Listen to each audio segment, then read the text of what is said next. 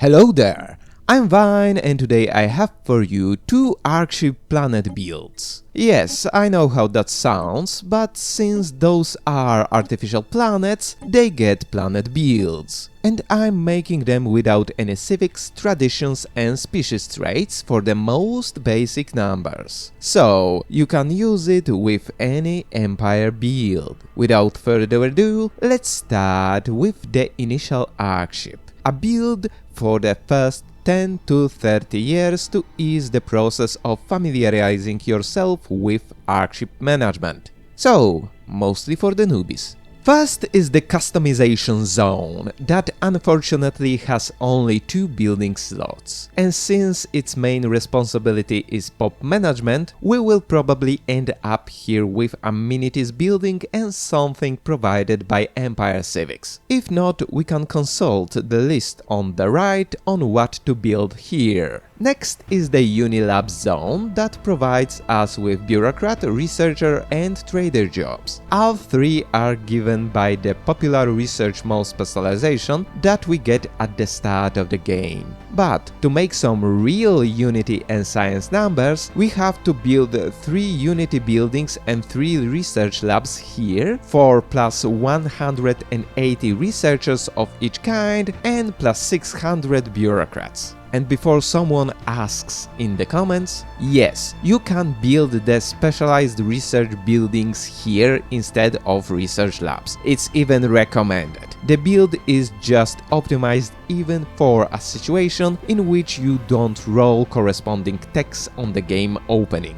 Next, for the upkeep of Unilab, we have to develop in parallel the factory zone, based entirely in the industrial trade quarter specialization. To do this, we just have to build 3 civilian industries and we are set, since currently in the game artisans have big outputs, so the industrial trade quarter specialization can stay here for additional trader and metallurgist jobs. Where we finally need to specialize the districts is the Forge Zone, where we need to take Void Forges specialization and build 3 alloy forges to start producing alloys. Only then we will have enough production for fleet development, including second Arkship. Next is the base zone that combines energy generation and arc hydroponics, with 3 of the extraction buildings of each kind. We try to keep the number of districts low here, only to respectively match mineral deficit with energy income and to upkeep food consumption. That's the initial Arkship build for all that are not specializing until they get a second ship. From here you can shoot yourself in the foot with generalized planet build or plan a wide economy between 4 Arkships with dual planet build. The first option is for crazy people, as a general has too little output to do one ship challenge with it, so it's valid only on lowest difficulties or with wide eco.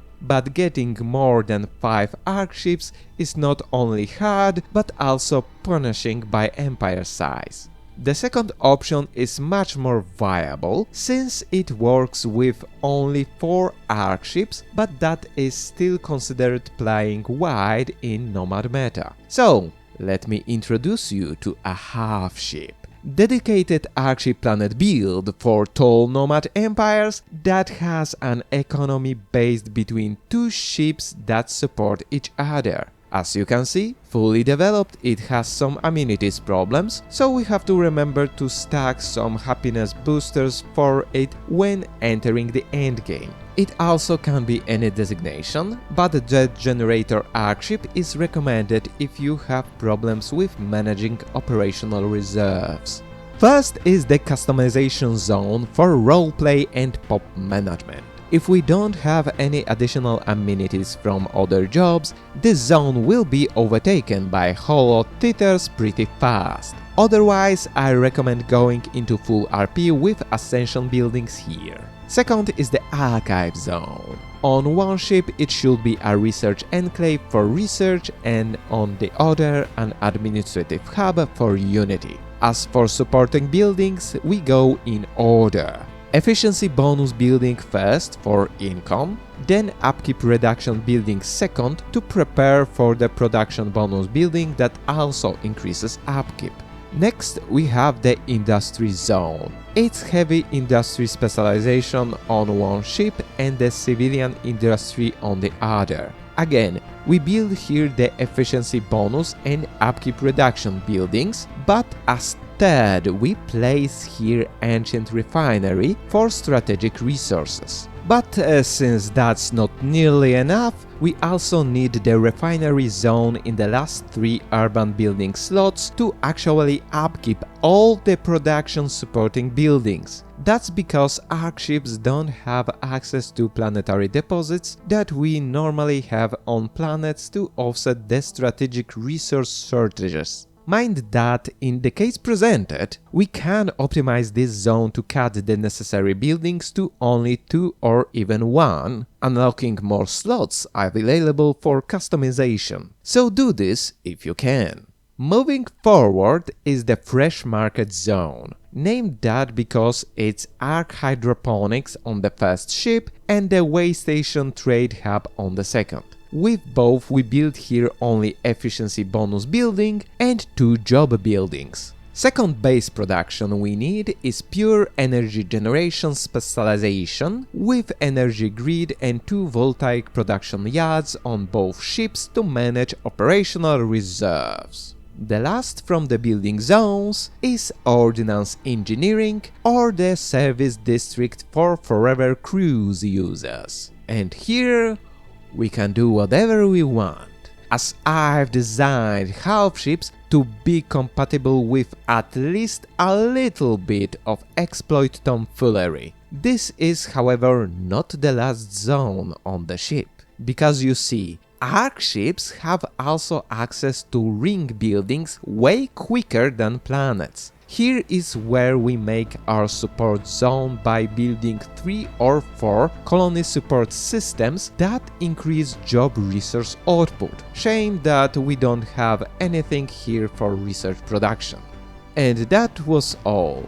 Now it's time for evaluation, for the Halfship specifically. In multiplayer, it's balanced?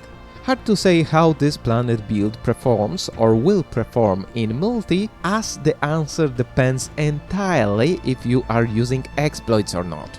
In single player, it's tall nomad play. 2 ships with a strong economy designed for tall play. AI has no chance.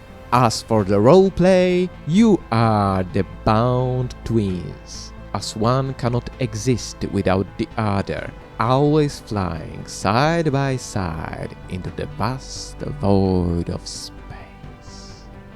Anyway, what do you think about this build? Write your opinion in the comments, remember to visit channel's Discord, and see you later!